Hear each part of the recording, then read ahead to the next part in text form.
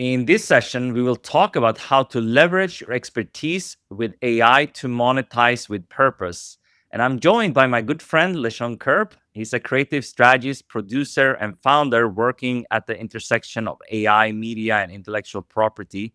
And he helps creators, educators, and brands design systems that scale their voice without losing authorship using AI's leverage, not replacement. And I think yeah, we had a little discussion in a call not too long ago, and I am very excited for this session because this is going to be a little bit different. Maybe not as technical, but I think you're going to enjoy this one. So, with that being said, warm welcome, Leshon.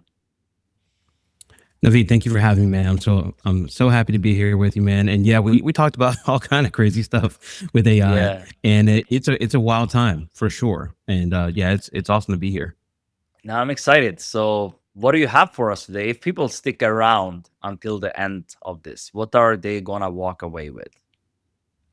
Well, I think the main thing they're going to walk away with is like a true understanding about where they sit within this AI world and then what's going to be of value for them, not just like financially, which obviously is a big, important part, but also like what direction are they going? How do they leverage these tools in a way that's like really in alignment with what they care about, what's going to make a difference for their life, and how do they present that? How do they determine that value? We're going to talk about all those things during our discussion. And when they walk away, they're going to be empowered to really take the bull by the horns and go after this stuff, man. So yeah, I'm excited.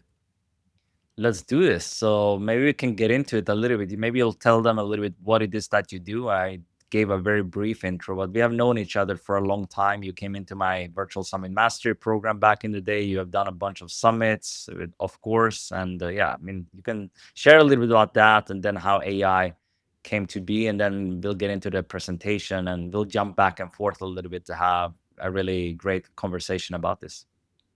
Sure. Well, the short answer is I'm a brand strategist. I've become a brand strategist over the years. My background is actually multimedia. So when I was first getting into the world of things, I was working on like some larger campaigns. A lot of my work got picked up by bigger brands, Universal, BET, Centric, VH1, Red Bull, many others. However, during that process, I really learned that you could spend all of your time and all your years developing the skill to be better at whatever it is that you do. And that doesn't necessarily translate into you having a better life or having more money or having more freedom.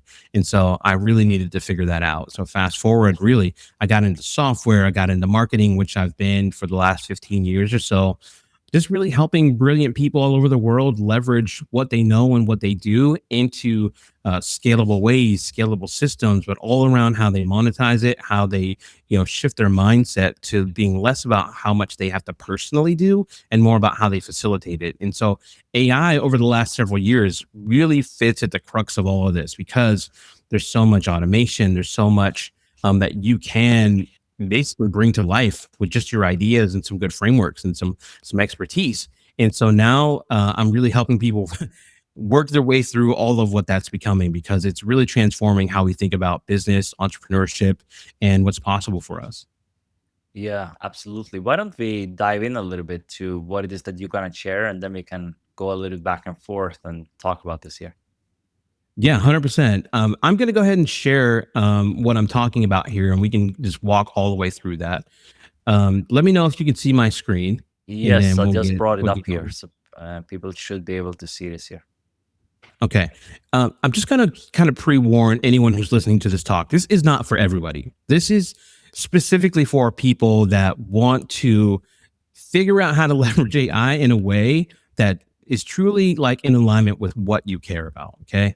So this is just going to be some ways that you can think about it, some frameworks that you can use to kind of repurpose and just kind of put yourself in the right direction of where you want to go. So this talk is really about how to leverage your expertise with AI to monetize with purpose. All right. I'm going to skip through a little bit just because I talked just now about stuff I would have said right there. But this really isn't about collecting new information, guys. This is really the intention is to kind of give you a new lens to look at your future through. So it is information. Don't think of it as more information. Just think about it as how it can help you position yourself better. Right.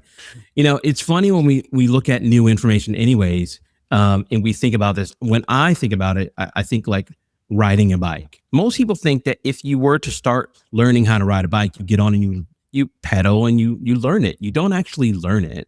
What happens is you get on the bike, you start pedaling, you try to go in a particular direction, and you discover balance. And so this is about discovery. Okay. Navid said a little bit about me starting in. I told you I'm a brand strategist. I've been helping industry experts and founders for a long time now really monetize their ideas, build scalable brands. I'm a co-founder of a brand we started called Market Theory, where we do a lot of this.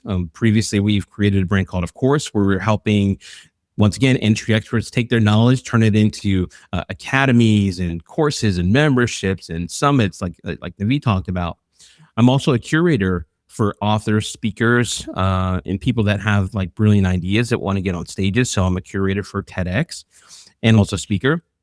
And at this stage, we've helped like many, many thousands of entrepreneurs really leverage what they're doing with scalable products, courses, memberships, and all that kind of stuff. I'm also a military veteran, USMC, hoorah. And yeah, this is a bit about why I care about this. Here are some of the brands that either I have worked with or my work has been leveraged by. And, like I said, we got Red Bull there. Most recently, Epic Games. We just put one of our brands inside of the Fortnite platform. So I'm really living this stuff, man, and helping other brands kind of leverage it as well. Get Response, stuff's been on BuzzFeed, Origin, Digital Marketer we consulted with quite some time, same for ClickBank. So yeah, we've worked with some pretty cool brands. What I think is like an important part to start with when it comes to all of this stuff is really starting with your why. And I know you might have heard that somewhere before, maybe many places before, but it truly is like an important place to start because ultimately, if you don't know why you're doing this, you're not really clear on the context of why it matters to you. Doing anything just shows up. Any opportunity, anything anyone says to you, any new technology, you're like, oh, I should try that. Oh, I should try that. But what happens is you just kind of derail yourself and you don't really follow the thing that's in alignment with your why. So we love to start there. Okay. And I mentioned that because this is where it started for me with my why. And let me move this out of the way in case you get seats. Okay. And I know this looks like a weird refrigerator. This refrigerator, not this specific one, but just the idea, right? Really means a lot to me. When I was in first grade, I grew up in Pittsburgh, Pennsylvania, and my mom was like usually kind of working all the time, but I was home with my cousin and my sister, and we were playing hide and go seek. They got the idea they're going to go hide in the attic. I got the bright idea I was going to go hide in our basement, and basically nobody would go there. It was dark. It was mildewy. If you stepped on the stairs in the middle, you might fall through the floor, so nobody would go. And I was like, okay, that's a perfect place to hide. My mom had an old refrigerator down there, and I went down in the basement and I pulled the racks out. And essentially, while I was trying to get situated, I knocked the refrigerator over on the door in the basement.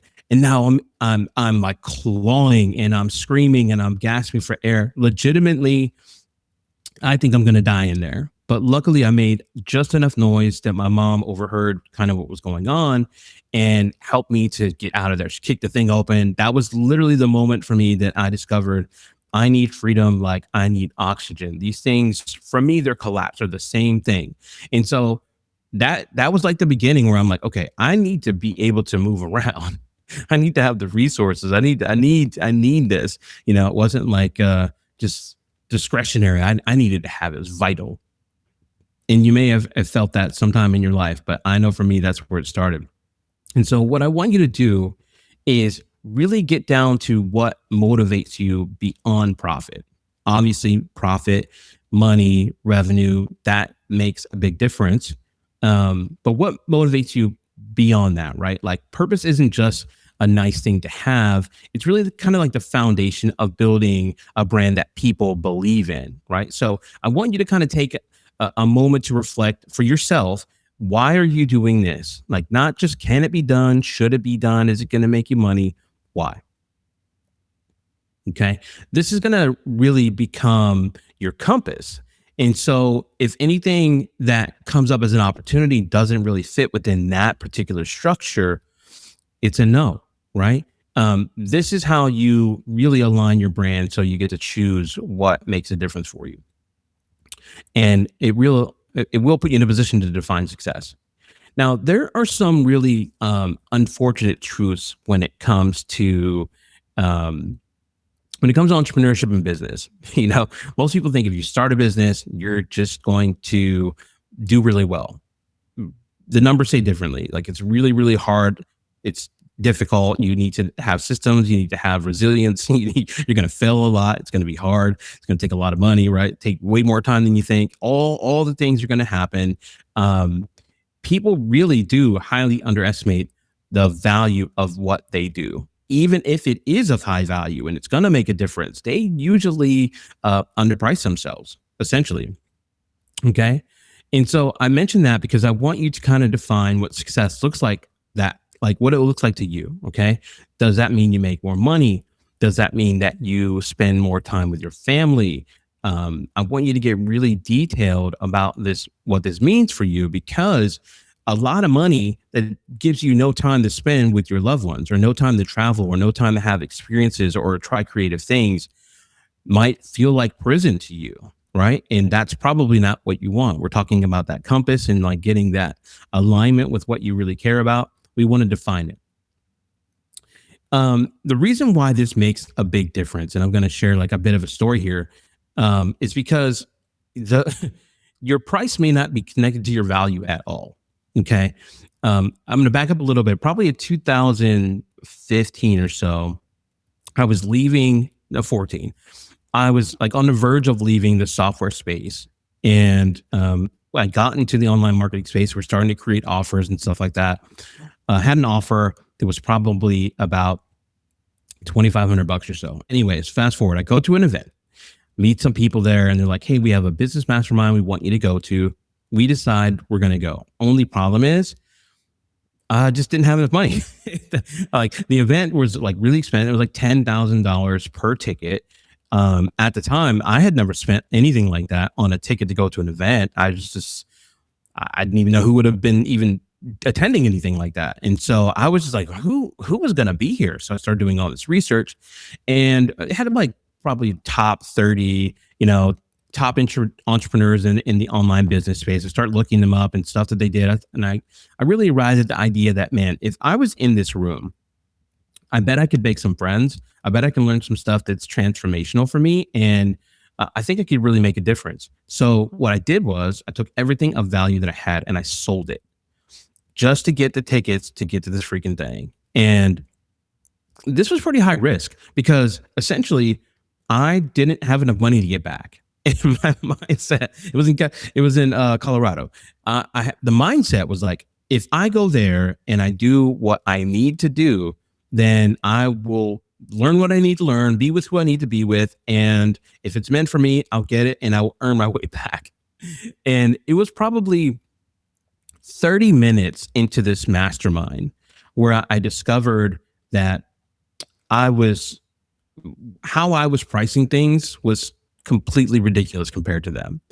And they all had offers similar to mine in terms of structure of what they were going to do, and maybe a lot more expertise and a lot more brand prestige because they were known in the space and all that kind of stuff.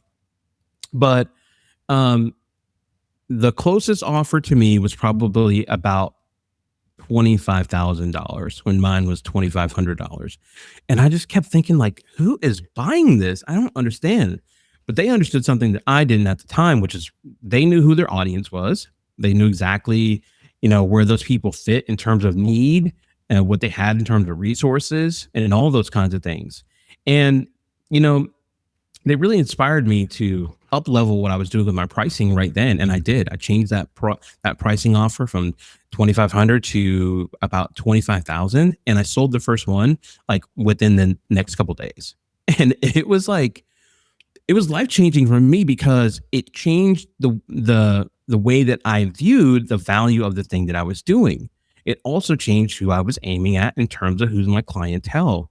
But more than anything, it made it significantly easier to grow with what I was going to do with business, get the resources to start working on my brand, positioning, and all this kind of stuff. But it never would have happened if I wasn't in the room. And it makes a difference what your pricing is, you know? This is really about like creating alignment, and it's not exactly about pricing, even though that's a part of what I'm talking about here. It's really just matching what you do with the way that you solve that problem and who needs it. Who are you? How are you presenting yourself in front of what audience? It's all about your alignment, right? This determines your messaging. This determines your content. This determines your impact, but you have to define it. And if you don't, it's essentially like putting your message out on the wrong radio station. Imagine if you were like a music artist, you put out hip hop music. If you put it on a country station, nobody's going to care. They might they might care a lot, but like in a bad way. Like, they're not going to want it. That's for sure, right? That's why the alignment piece really matters. And the alignment gives you clarity, right? Clarity makes space for connection. It creates this space for people to really get a sense of what you're up to and why that matches with who they are and what they want to do. Their identity is a match here if you have the right clarity and you have the right alignment. And like I was saying earlier, everyone has a reason behind what they do, right? So why should you care about that? And why should anyone care about that? Here's why. Alignment affects your positioning, right? For years, I legitimately would not create videos of myself or for myself, even though I had this like cinematography background, for the commercial photography background. It was all really about like putting other people in the spotlight. But the problem was for that is that you're hidden. And if you're hidden, essentially, like when it comes to business, that doesn't really help you unless you're already positioned. So I wasn't really clear on what my personal brand was or what I wanted to be known for or what would be who would be valuable or excuse me, what would be valuable for who. This was a blind spot for me. And you might have them too. I mean, for certain you have them, you just might not know where they are. And I say that right because we generally know what we know. We know what we know. In fact, we know quite a bit about what we don't even know, right? Like I know I'm not a brain surgeon. I don't know anything about that. I could Google all this stuff about it. That wouldn't really put me in a position to know that, but I know that I don't know that, right? That still fits within the realm of what I know. There's what you know you don't, what you know you don't know, what you know you don't know, and what you don't know you don't know. And why that's distinct is that some things that we interact with are outside of our realm of understanding. They're literally outside of our sphere. And if we don't have the right lenses or the right perspectives, literally we could be losing millions of dollars. This has happened to me multiple times, many times over the years. But if you have the right lenses, you have the right perspective, sometimes people can bring an understanding into your awareness, and then you can use it to push your momentum forward.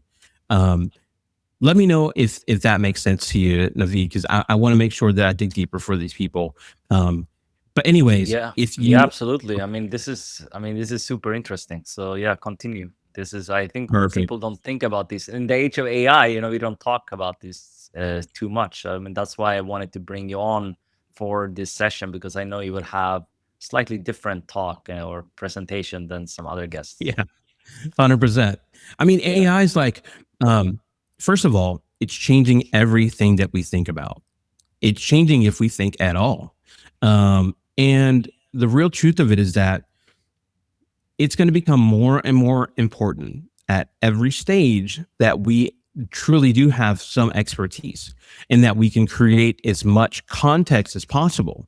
Because ultimately, the technical gap is closing. Like people that have no technical skill at all can take an idea and bring an app to life today via coding, via vibe coding and that kind of thing. They can get on Claude Code, they can get on ChatGPT, write up some prompts, have it act like a developer, and then make an app. That doesn't mean that they are an app developer, but it does mean that they could create an MVP or a product and launch it and make money.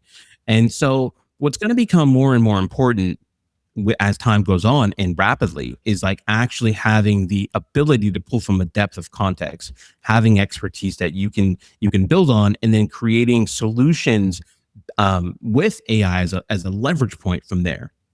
And this is why I say that knowing what you know and knowing what you don't know is so important, because if you're clear on what you don't know and you don't have current access or a depth of knowledge to, that's just something to leverage. That means that you may want to bring in a specific kind of expert that has knowledge in that. And I've done this in my own projects, even with the project that we were doing with Epic Games.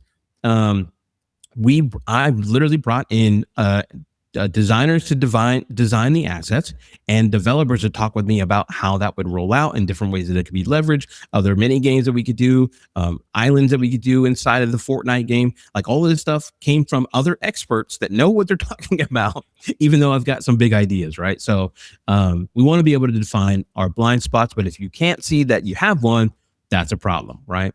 This is why I say that.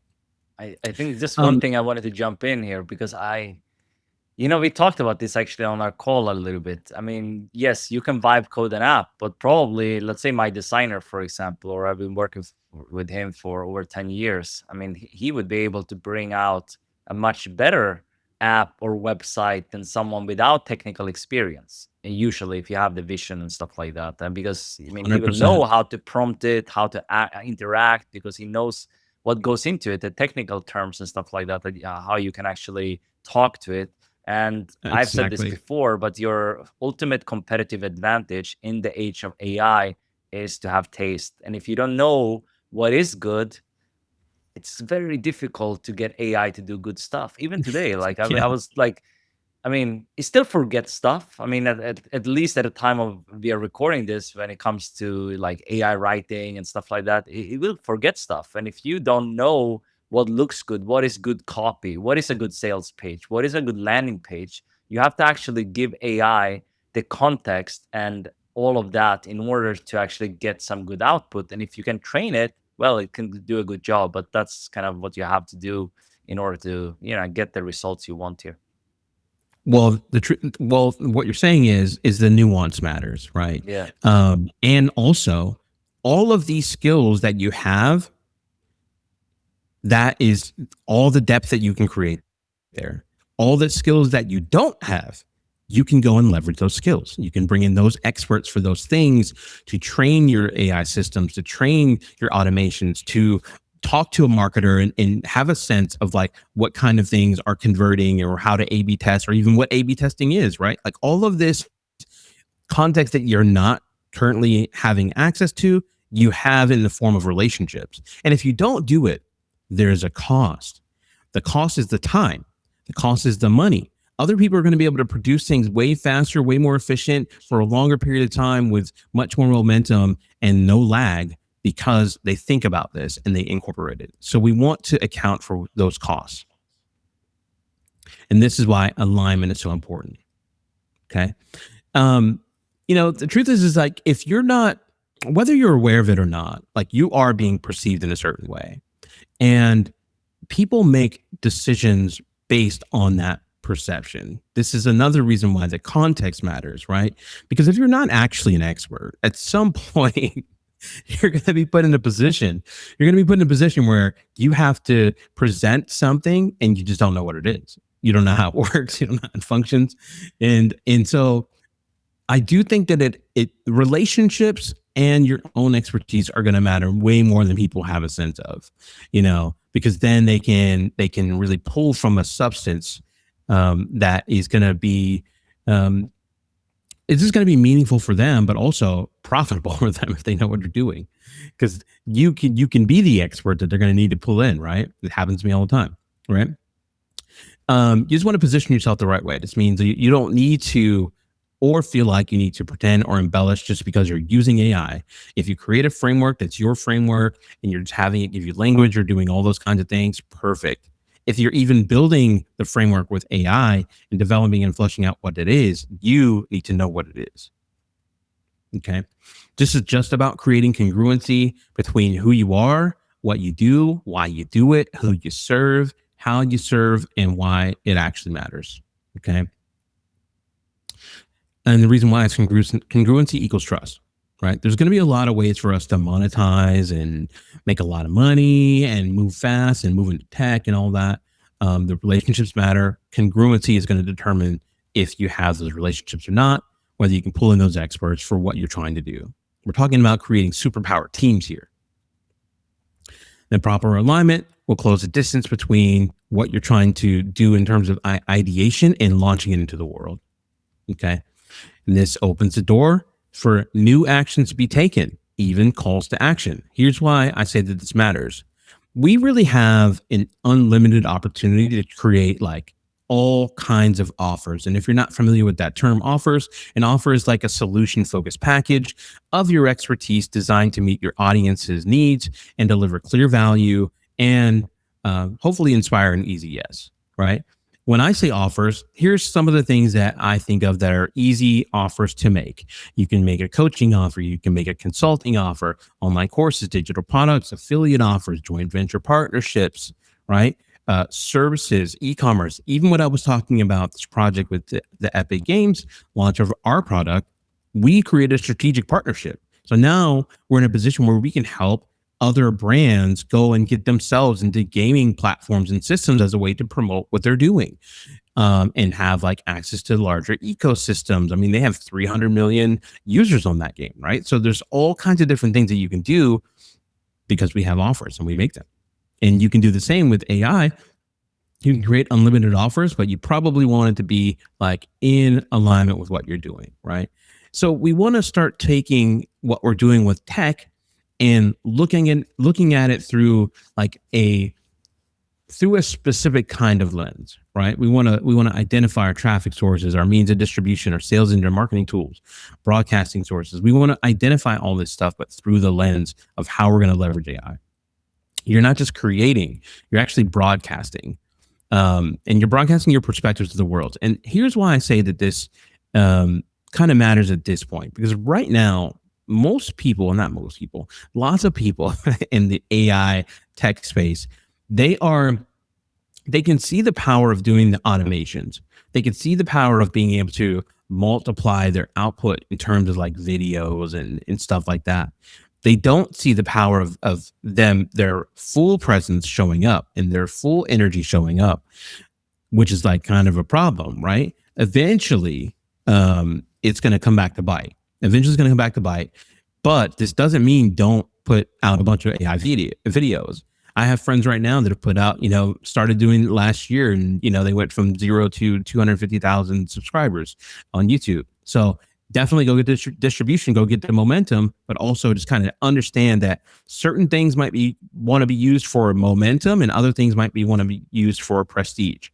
If you were to create an AI solution, let's say video right now, or a script for a film, they would try to block it. They would try to block the idea that you own that, if you haven't gone through the right parameters to actually own it. It's one thing to produce it, it's another thing to own it. You have to be the claimant of what it is that you're saying that you made. And if you do that, you have to do it in a specific way. So that's why I say we're not just broadcasting, we're not just throwing things out there. We want to put things out there that matter. Okay. And once again, like if you are to put something out that you say matters, you don't want to measure it purely based on like how much views it got or how much traffic it got to it, because that's not really an indicator of how valuable that one particular video is, just because you put out a ton of them, right? And I say that because I put out videos that had like 50 views, 100 views, and they still ended up being like, 100K contracts. So it doesn't mean that you can't monetize it or you can't put it out there. And if it is not getting a lot of traffic, it's not valuable. It's just shifting your lenses between how you perceive that value and for who. So what I want you to do is start taking an inventory of what your expertise is, right? Like, what are you truly like skilled at? What have you spent like a lot of time learning that you know better than the rest of most people, right? Like that you could talk about at length and you have just like an unfair advantage with that information. That is what I would encourage you to pursue with AI, because when it comes to being the expert, there's nothing like it. You have an unfair advantage in every stage, every podcast, every book, because you can just talk more about it. You know more about the tools. You've been through the grinder with developing a skill set, and it's just other people can't replicate it. Even if they have AI, they can't replicate it. We were talking about that with developers. It would be different if I was a gaming developer for years and years and years. I could talk about it differently. If I was an AI developer or something like that, unfair advantage. I want you to leverage yours, right? Um, and the reason why I say that partly is because nothing's more annoying to your audience than pretending to be an expert and selling them a fake promise. Yes, you could create a product. Yes, you could create an offer. But then once you sell it to them and they get on the other side of what they bought, that's when things really come to that's when they come to meet Jesus, right? They were like, what did I buy? Right. And if you don't do it the right way, you just end up ruining your relationships. Does that make sense? Yeah, yeah, absolutely. Yes, Yeah. that's 100%, man. Yeah. Yes, I mean, this is, Yeah. I mean, this has been the case. I just want to bring me up here, but that's been the case for a very long time, especially in the online marketing world. People they create a solution, but they're not really an expert. And now with AI, it's even easier to do that. You could I mean, that is happening on Amazon and stuff like that. I think that's quite questionable. People are releasing ebooks and stuff like that. And even worse, if it's around health topics and things like that, people are doing that. And that happened before AI. Imagine now in the age of AI, because people know these topics sell wealth, health and relationships, all this. I mean, that sells. I mean, that's kind of been like that for so long, and it's going to continue obviously. But with AI you can produce the content a lot easier and a lot faster and write like 200-page books or whatever, and that looks like an amazing value, but then it's written by someone who's not an expert. I mean, that it's not that good. So I'm more of a proponent of amplifying yourself. Like if I had all my knowledge from when I was teaching about virtual summits and stuff like that, I could just package that, or now about AI, and then I could use my voice or transcribe it or whatever, and then I can feed that to AI. I mean, that's a whole different game, and that's kind of the way to use it if you want to write content, write books, and stuff like that. I think that's a lot more ethical. 100%. Well, outside of being ethical, it's Yeah. really people don't just want content. They don't just want information. They want a solution. They want a solution. And if you have a solution or you can make a solution, you're in a much better position, right? If you don't actually have the expertise, you still need to make a difference. You can always use leverage. And that's what I was talking about with AI. And that's what I was talking about by getting, expert people involved. You know, um, when I was starting with not starting with branding, had been doing branding for years. Um, but I had this one friend who I'd been talking with, and I was kind of griping with him about what I'm doing. He also had like a big like production company and stuff like that in Florida. And he was talking to me what he was doing with his businesses and stuff. And, he was making a lot of money, man, millions of dollars per month. And I was like, man, how are you making so much money with your software company? And you don't even know any software. And he looked straight at me and he said, I don't need to know software. I need to know some brilliant people. And I do. And it changed like all of how I think about like what I personally had to have as my skill set, or what kind of relationships I need to start developing. But more than anything, it started to reframe how I thought about the time that I had in a day, because I wasn't aware really that people were making a lot of money in their sleep. I didn't know that was a thing. He's like, you need to figure out how to make yourself more scalable.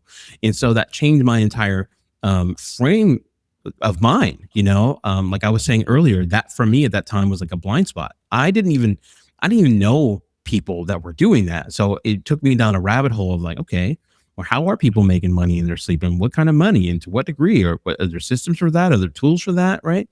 But it changed everything. So yeah, that blind spot piece definitely makes a difference. But more than anything, defining value is the thing that's going to make a difference for you, right? You want to really distill down, what problem do you solve for, right? Let's just assume that you do solve a high value problem, right? How do you deal with pricing? Most people just take what they've seen other people do. Their competitors, they look at their competitors' websites, try to find their pricing, and they try to calculate in their head like kind of where they think that they land. But in most cases, it's a massive mistake. In order for you to really kind of price yourself in the right position, you really need to be able to assess the value of the problem that you're solving for. I'm going to repeat that. In order for you to price yourself in the right position, you have to be able to assess the value of the problem that you're solving for. In other words, how does your solution create the effect for the end user and their business? Right? What does it mean for their revenue? What does it mean for their traffic? What does it mean for their attention or positioning? What is it driving? Is it driving up what they make in terms of production? Like, what is it doing? What is the thing that you have, your skill set? How is it going to make a difference for them? And then, what is the value of you relieving them of the pressure that they're having a problem with? Right? What does that look like? And then, if you look at it that way, you will probably never look at your pricing the same way again. Right? So, when I ask a question about the value of the problem that you're solving for, most people tell me their price. It's not your price. Okay. Most people will lean into if they do a good job or not. What's the value of the thing you do? Oh, I do a good job. I care about it a lot. I have a lot of passion. I have a lot of ideas, and I've been at it a long time. So that makes it really valuable. It takes a lot of time from my family and all this stuff, right? None of it has anything to do with what transformation that you're creating for the whatever organization you're working with, whatever people that you're serving. But the problem is, this could be a multi-million-dollar problem. It could be a multi-billion-dollar problem, depending on what problem that you're solving for. And it doesn't mean you can't get there with leveraging AI. It means that you can get there with leveraging AI. It's how do you do it? How do you do it in a way that's in alignment with what your true expertise and knowledge base is? I had this organization, I guess you could say, come to approach us a while back. They were trying to figure out how to essentially sell more product. They were a gut health company. They were doing about $100 million a year with their basically what their gut health course. So they're really good at marketing. They're driving a lot of traffic for their funnel. They were $100 million a year, just their educational programming on one course. Okay. The problem is, though, once we started doing an audit for their program, we found that they only had like a 3.9% completion rate, meaning almost all of the people that bought from them at that first stage did not get the value that they were hoping for. Not only did they get the value, it was too messy, it was too all over the place. They really couldn't get them through that stage of their first offer. And that really sucked because they had about 50 plus other products on the back end of their course. And they built this in the right way, and they built it in a way that was like intended to do really good in the world. They had healed their mom from gut health using the products that they were selling to people on the back end. So it really was going to be a big thing. But that once we looked at what the value of the problem was, they're only at a 3.9% completion rate. So they're leaving a lot on the table. And more than anything, most people just fell out of their funnel or disappeared. But they definitely did not make those secondary, third, fourth, fifth purchases. It didn't help their LTV. It actually made it really hard for them to make money long term because they were spending all their money on acquisition. So they ended up selling the company, but really it should have been a multi-billion-dollar exit, and it wasn't. And all because of that. Okay. So, I bring this up to you because this is where all the money is hidden. When you are creating offers and you're thinking about your solutions, and you're thinking about your brand and your positioning and expertise, it's all hidden in the value of the problem that you solve for. Okay. And AI has given us the ability to create unlimited offers to excavate what that money is. Okay. We really need to think about this in a way that's going to benefit us. And if we do it the right way, here's the truth. Most leverageable skills are still going to come from experts and humans multiplying their output with AI-powered systems. You need to define for yourself what is the ecosystems that you need that are AI-powered, and what of this do you need to leverage with your expertise, and you're going to be unstoppable. Okay. And I bring that up because there's really kind of a matrix here, right? There's, if you think about like what you want to do in the world, and this is just for you to process and think about, but if you want to know more about this, I have like a, a form that I can send to you that'll help you kind of define this for yourself. But most people are falling under the undervalued authority. This means they have low pricing power, they have low value when it comes to pricing, right? But they have high impact, meaning they're probably, maybe they're a doctor, maybe they're studious, they went to school and they went through all the traditional training systems and they thought like, hey man, if I go to school a lot and I know a lot of stuff, I'm going to really be able to make a difference. Yes, but also starving, right? They're not really making the money that they should. The average doctor had so much cost in terms of going to school that they don't even make enough money in the world to go back and get that value back, right? You could end up being a down here, you could end up being a low pricing, having low pricing power and low impact, meaning you're just kind of like invisible. You're not able to kind of distill what you do and why it matters and for who and all that. This is like a really bad position to be in. It just kind of leaves you lost, and you need to be able to define what your things are so that you could at least increase your impact.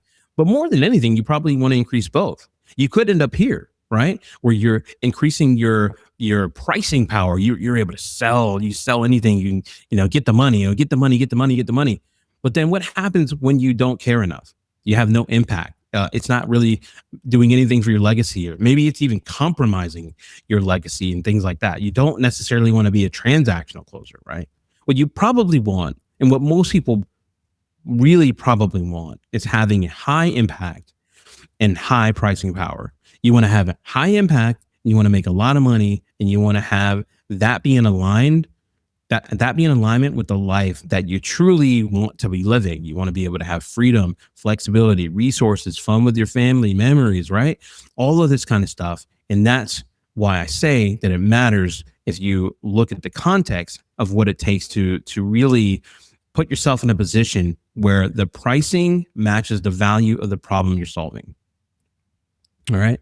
Because ultimately, care without money just leads to burnout, right? Money without care just leads to emptiness, and then care with money leads to legacy. That puts you in a position where you are living a life that truly is going to be fulfilling for you. All right. I want to open up this. I know I've said a lot over this. I want to open this up for any questions you might have, or anything you want me to go deeper on.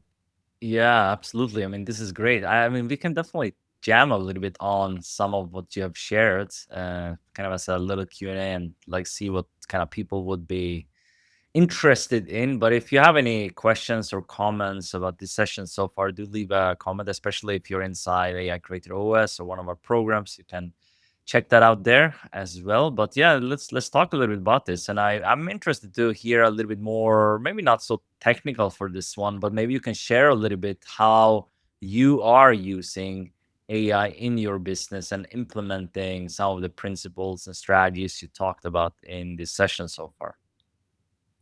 Yeah, that's a great question. So we're actually in the process of implementing Claudebot. We're going to get Claudebot and basically integrating it with like the Apple Mac Minis. And we're going to have several of them doing it, but one of the ways that we're going to do it is with all of our video editing. Instead of like going to have video editors and going to outsource all that, we're going to train it on all of our color correcting, all of our color grading, taking it from C-Log or S-Log footage straight into the files and having it really learn from the best of how to process that. Because we don't want to use our imagery with AI imagery when it comes to video, at least for sure. Because I don't think it's quite there yet. Certainly not for credits and all that kind of stuff. So that's one of the ways that we're going to do it. A lot of other ways that we're doing is we're taking our frameworks and then remapping them for different audiences. There's nothing that says you can't do that, right? So we're taking a lot of our frameworks, remapping it for different audiences, and changing the language for those particular audiences with copywriting. We're still taking our own IP, but we're making some of the revisions and highlighting where those revisions could, fit best to really do that. I mean, it's incredible for that kind of thing. Yeah. So there's lots of ways that we are going to be using AI. Actually, I was working on a tool like several months ago, And essentially what I wanted to do, because I'm, as I told you guys earlier, I'm involved with like stages, like we're creating our own platforms for stages, like really helping people get out there and like share their voice and their ideas and elevate. And you can do that with TEDx, but the problem is TEDx is such a big platform that most people are never going to get it. They're never going to get there, and they don't even know how to present themselves at the highest levels so that they can cut through the noise, right? And so I came up with this idea that I wanted to create like an AI powered like booking solution for stages, because previously you would just have to get with some kind of agency and they would have to hunt down the whatever. They wouldn't be, it would take long, and all the things get in the way, waiting on humans to do specific things. And I was like, okay, I'm creating an AI solution for that. I also started working on another AI solution for books, like in the publishing space. So there's lots of different ways that it can be done, but ultimately you want to have the expertise of the thing that you're doing, so that when you're leveraging the AI, you have some true bona fide knowledge to pull from. And so, yeah, it's amazing. It's incredible. We're excited about it, and where it's going. And yeah, we're using it in lots of different ways. It's interesting what you said about Claude Bot, or maybe it changed name actually. I'm not sure because they couldn't use it because of Claude. The the tool. I think they couldn't use it, so they had to change name. That's like this. Yep. I mean, it's pretty amazing. I mean, you mentioned video editing. Do you think it can actually go from, like, take it to the same, not maybe the same level as a video editor, but could it actually be trained? Have you seen any good examples of this? Like someone having, let's say, a YouTube video and it actually goes out there and edits? I haven't seen too many. I've seen a lot of people talking about it, like using it more as an assistant and completing tasks, or I mean coding or whatever. But I haven't seen too many other things Well, at this point. well, I don't need it to do like the highly nuanced things. Like I don't need it to be like, okay, and I need to do a push on this or a dolly shot on that. Mhm. I needed to take the bulk of long form format and replace like Opus clip, right? I need So, I mean, you mean most like of how this, what we are doing right now, you would be able to handle this because this editing is pretty exactly. simple. So my workflow is usually, now I'm recording this now in Ecamm Live, but it could be Riverside or whatever, which is more AI powered. The Ecamm doesn't really have any AI features at the time we are Yeah, recording this. And then 100%. I would take this into, usually Descript is a little bit better of a video editor than Riverside, although Riverside is improving. So I would take that file and into the script, and then I get a transcript and all of that, and then I can also do my clips. So that, you mean this part, I'm saying you this could could automate that entire replace. process. Yes. Okay. I'm saying So you can automate that entire process, and that is mm, one of our goals. Yeah. so So that we this could just tool focus would on like basically creating content. work instead of you doing it or your video editor. It would go in there and taking this file and then using the tool. So it's trained on the tools you're already using in your stack, like Adobe Premiere or Descript or 100%. whatever, Opus or whatever that is. So actually using the tool, right? Because that's 100%. what's needed. Okay, cool. I mean, that Yep. it's basically like an employee. So you're replacing that. So Yeah. And we're going to do that for all of like our manual systems, not our expertise, but like manual systems, things that we can go and create our own apps for. We're going to be doing all of those kinds of things in house. what would So the yeah, I cost be mean, for something like that, you think, to edit, let's say, a video like this, like a long form one? Because I think a lot of people don't talk too much about the cost of running it, at least at the time. I mean, of course, it might be still cheaper than having like a full-time coder or video editor on staff, right? But I mean, still, I think it's far more expensive than having like your ChatGPT. That's it's like it's gonna cost like hundreds of dollars a month or something like that to run it, I think. I Correct? mean, it's probably going to come down to like your output, right? Like how much Yeah. are you making this do? I yeah. Which, a lot of our interest right now is to raise our own profiles. Like a lot of the projects and a lot of the campaigns and the companies we work with, we spend a lot of time behind the scenes, and I do think that we have probably a smaller window to like grow a bona fide audience, because ultimately what's happening is people are using AI so much and to the degree that things are going to become noisier and noisier and noisier on the internet. Like social is not going to be the way that it used to be. Like it's going to make more and more difference for you to have real relationships with people in your own niche communities. Because other than that, you're going to be like inundated with like ads and ads and ads and nonsense and thoughts that people are regurgitating and repurposing that they didn't think about. Like it's going to get really, kind of busy. And so we want to get ahead of that by really kind of bringing our own distribution in house via content. So yeah. Yeah. No, that's exciting. So do you have any other AI workflows that would be relevant for people? Maybe something I mean, you mentioned some tools actually in the form you fill out, like Runway, Midjourney. What have you experimented with, LeSean? Tell us a little bit about that. Kind of Um, what tools are in your stack, so to speak. so my background is like multimedia. I know I mentioned that. Yeah. So I care a lot about like how you can convey visual things. And so in my stack right now, I use like a bunch of tools. I try I try everything. But so for images, if you're looking to do like AI images and stuff like that, I've found that Foul is like super, super good. It's just, it renders images in like in a powerful way.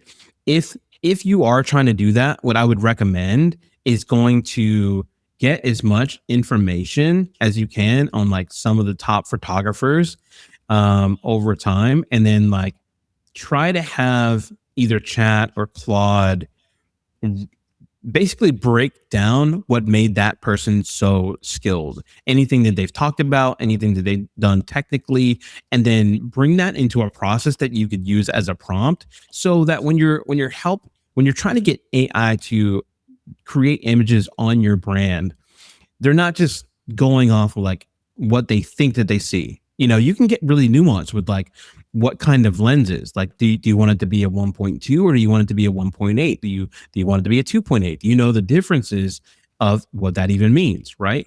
If you don't know what that means, that top photographer is going to know what that means. And essentially, it's just like how much light the lens is allowing to come in and touch the sensor on a camera. And so that's part of what a photographer would use, is like determining what that light is. But then it matters how much light. It matters from what direction that light's coming in. It matters if it's harsh light or soft light. It matters if it's, natural light or practical light. That really matters. It matters where the direction of the light comes and how far the subject is from the light. All of these things are things that you would want to define.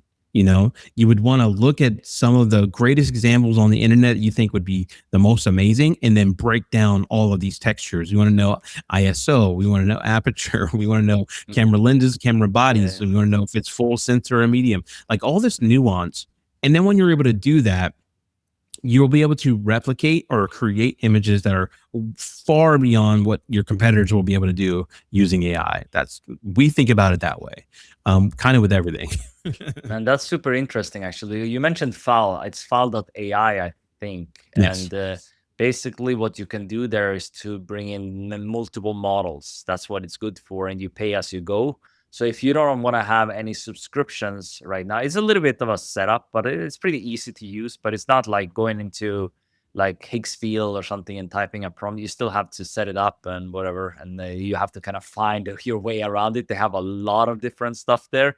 But yeah, if you don't want to have any subscription, to just try something a little bit before maybe you commit to one of the other tools, I do still recommend having subscription. And like Midjourney, for example, they have kind of an API, but it's not like 100%. Like some tools, they say they have Midjourney, but it's still not the same experience. I think you do get the best experience of Midjourney inside of Midjourney. I have not really seen it in too many other places. Some people claim it, as I said, but Midjourney is only in there. Whereas like Nano Banana and models like that, you can find it basically everywhere. Higgsfield, FreePic, OpenArt, obviously in Gemini and Fowl, they have everything, like all the video Yeah. models and stuff like that. So it's pretty And cool. Nana But Bananas, what you mentioned is nice. I just wanted to touch upon this. Like what you mentioned about the photographer that will have, if a photographer dives into this AI world and they have all their knowledge, like I have quite a lot of knowledge about photography and video, so I will know how to prompt it to get the better outputs, right? And I like if I 100%. wanted to use, like if I prompted to have a Kodak, for example, I can get this filmic look, or like Fujifilm or something like that. I mean, that would be a completely different look than my Sony camera right now. So yeah, I Yes. mean it's quite interesting. Or a Leica, whatever you want, an Ari. I mean that's I mean if you don't know what I'm talking about, that's like kind of what in the Mid Journey community they started to talk about this as tokens, basically Mid Journey tokens. You have, I mean, there's thousands, basically. I mean, there's so many variables, and do you have to know all of this? No, you don't really have to know about all of it, but you can actually create some of these type of prompts inside of ChatGPT. I have like I created some GPTs or bots. Even in Gemini, I started to create this for different platforms like Nano Banana. So I don't need to remember everything. I have already trained it, and then it goes in there and pull from the sources I've given it, and it gives me like perfect prompts every time. So I'm just saying what I need. Maybe I want like, a fashion portrait or whatever, or a model, and yeah, just saying that like a fashion portrait of a model, you can try that. Whereas going more detail and giving it the lens information and everything, the lighting, the day, the time of the day, all of that kind of stuff matters for what's gonna be a better output. It does matter. And the more that you can, like, to your point, create systems around what that is, that Yeah, context, the better off that you're going to be. So one of the tools that we use for that is called Milanote. I don't know if you're familiar with Milanote, but yeah, essentially it's I mood use board, it for right? like, yeah, I create mood boards with Yeah, it, but it's not the reason why I like this particular program is because yes, you can like bring in like imagery and videos and all that, but you can bring in links, you can bring in references, you can bring in notes, you can program specific color codes if there's like a brand that you're trying to like replicate or you take an inspiration for or whatever, right? And then you can have all of that inside of the board. It's exportable, or you can do it via link, but like you can use all of this to create context. If there's like a logo or something that you think is really incredible, you might be able to go to Dribble and get inspiration, but then Nana Banana to help bring your version of that to life with enough context. And it's really, really good. Nana Banana is like incredibly good at rendering text, which Mid yeah, Journey previously wasn't as good at. Like you could create some kind of like image, but then if you would to create an image that required text, it wouldn't show up the same. But now you can literally go and say, "Hey, I see this ad, and I like the way that this sweater looks, and I would like to create a brand that's like that. I want to download a tech pack and pass this to a designer." You can literally go and create that imagery right now through Nana Banana, and it will be indistinguishable from the fact that you never made it before. yeah. That's why the No, context totally. matters. I mean, it's nice to create like infographics and stuff like that with Nano Banana, but I think for like the base image, if you were to go and create, let's say, something cinematic, I think Midjourney is still best when it comes to this kind of stuff. They are Oh, it's behind. At the incredible. time we are recording this, I think Midjourney's technology is behind. Like Nano Banana and stuff like that have a very complicated way of doing. Like they can do character consistency, but it's clunky. You have to use. I mean, I'm not gonna get Yeah. into that here too much, but they have some stuff for it, but it's not the best. Like it's like a hit and miss a little bit. Yeah, I can create consistent stuff for me, but it's like no, it's really not. It's better to just take a nice image of me and going to Nano Banana or something like that and doing that. I think that's way faster. And I could use like a reference that I've created from Midjourney if I wanted a specific look, or like going to Pinterest or something like that and uploading the reference, and I can get Nano Banana to actually get that kind of style. I think that's a way better. Yeah, it's better to do that. But I mean, if we are just talking about a base text prompt to like an image tool, like Midjourney is like, it's the best, like out of the box. Yeah. Like you don't need like a reference there. You just upload some. But I do think the mood boards also is what sets Midjourney apart. You can get a completely different look. Let's say I wanted this clay look and like, or like a Skims kind of Kim Kardashians. Kind of, I have tested that because it's very distinct, right? I mean, you just stands out on your social media feed. I mean, it doesn't have to be a Skims campaign. It can be like anything with that kind of mood, and yeah, you can get that. And then you have the same prompt without that mood board. It's completely different. So yeah, it's very cool. Well, there's so many things that you guys can do. What I want to tell you is that like right now I'm talking about imagery because I care about that a lot. But there's a lot of things that I do with tech or that I'm interested in doing with tech that are like you can take your idea at this stage right now and create an MVP for the next new app and get it launched into the Apple store. Like, you know what I mean? Like you can do a lot that could truly like change your life. Taking your expertise and your knowledge and then getting supplementing for the expertise you don't have to go deeper with this stuff so that it's sound and it truly delivers upon what you're saying that you can solve in the world. If you want to kind of figure out like what this whole value matrix thing is and what it is for you, as I talked about here, how to go from like the undervalued authority to the undeniable expert, you can literally just go in this QR code here. It will give you a form that like helps you kind of define what that is and will get you your results. And you can let you know, it'll tell you where you stand. And if you need to make some revisions about that, it'll give you some suggestions on how to do that. But ultimately, this AI revolution is a big deal. I was when we were talking before just about like the speed of adoption with the internet. Um, it was different because it was probably 10, 15 years before anyone was thinking like, oh, people are making money on this thing. It was like a really, really long time. And now with what's happening with AI, the speed of adoption is so fast that not only are people making money like right away, but the automation is changing and everything is dispersed in terms of like what's possible to make happen now. So if you can put yourself in a position where you define your own expertise and define your own skill set, your processes, your knowledge, you'll then be able to go and create ownership for what you're doing. And that could live in the form of publishing. That could live in the form of like how you're doing with businesses that, you know, trademarks, any of those kinds of things you're going to be able to do if you add your expertise in and you're able to collaborate with what you've known and you've defined, not just purely have AI print it out to you because down the road it's going to cause problems for you when it comes to becoming the claimant and the owner of the thing that is putting something out to the world. I hope that made sense. Yeah, yeah, absolutely. I mean, I think this has been very interesting. I mean, we can go on forever to talk about this, but if you have any questions watching this, you can let us know, of course. And yeah, do you have any final words of wisdom? Anything you wish we talked about? Maybe I didn't bring it up, or something you missed in the presentation that you want to share before we wrap this one up? Well, I think the main thing I want to leave people with is that everybody kind of has magic in them. And I think that we have some tools in front of us right now that will allow you to reveal what that is.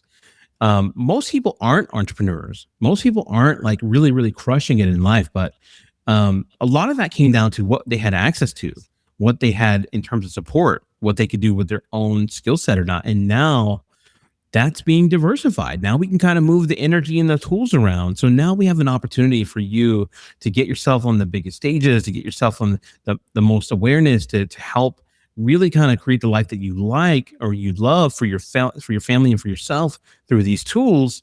And now is the moment, you know, right now, literally, you know, 6 months from now, these tools are not going to even be the same. And we're never going to see it this terrible again. And it's amazing right now, right? Like, so the more that it speeds up, the more adoption, the more noise, the more that opportunity for you to leverage this in a way that really resonates for you is going to be more and more complex. So I just kind of encourage people to use the tools, experience with them, but really define their knowledge, define who they want to be speaking to and who they want to solve solutions with, and figure out how this can make you money because it can do all of those things.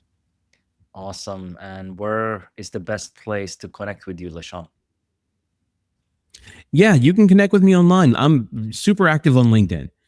If you find me on LinkedIn, I'm always sharing like different things that I think hopefully to inspire people, but more than that, opportunities for stages if they're trying to become a speaker or they're trying to, you know, elevate their profile and any of those kinds of things. I'm a good person to connect with.